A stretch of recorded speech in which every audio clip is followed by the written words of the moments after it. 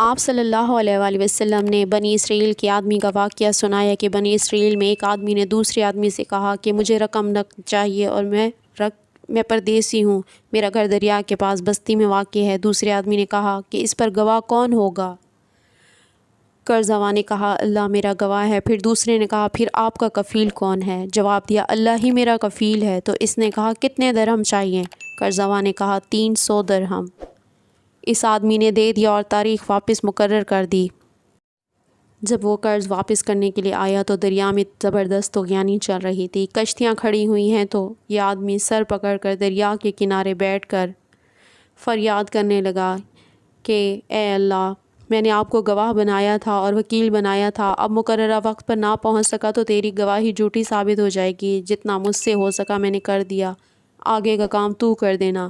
ایک بڑا تنکا لکڑی کا پڑا ہوا تھا، اس کو اندر سے کھودا اور پیسے کی تھیلی اس میں ڈالی اور ساتھ اس میں پرچہ لکھ کر ڈالا کہ دریا میں طغیانی کی وجہ سے میں نہیں آ سکا، پیسے اس لکڑی میں ڈال رہا ہوں اور جس کو کفیل اور گواہ بنایا تھا اس کو کہہ رہا ہوں کہ وہ اس کو تجھ تک پہنچا دے۔ لکڑی کو دریا میں ڈال کر خود گھر چلا گیا۔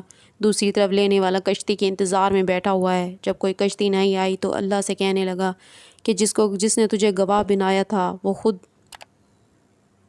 جھوٹا اور وعدہ خلاف نکلا۔ جب واپسی جانے لگا تو وہ لکڑی نظر آئی تو کہا چلو گھر کے لیے ایندھن تو ہاتھ آ گیا، اور اس نے وہ لکڑی پکڑ لی اور اس کو لے جانے کے لیے گھر لے جا کر اس کو کاٹنا شروع کیا۔ جب اس نے لکڑی پر 2-4 دفعہ مہر لگائی، چیرنے کے لیے کلہاڑا لے کر آئے، 2-3 دفعہ جب اس پر لکڑی لگائی تو چھن چھن کرتے ہوئے درہم باہر آ گئے اور پرچی پر بھی اٹھا کر پڑھی اور اس کے بقایا بھی مل گئے۔ کچھ عرصے بعد وہ آدمی آیا اور کہنے لگا کہ میرے ساتھ یہ واقعہ ہوا تھا اور میں نے اس طرح کر دیا تھا، اب اگر وہ رقم نہ پہنچی ہو تو یہ لے لو۔ تو اس نے اس سے کہا کہ الحمدللہ، جس کو تم نے وکیل بنایا اور گواہ بنایا اس نے وہ رقم بھی پہنچا دی اور ایندھن بھی پہنچا دیا۔ اللہ تعالیٰ پر توکل یعنی بھروسہ کرنا انبیاء کرام کے طریقہ کے ساتھ اللہ تعالیٰ کا حکم بھی ہے۔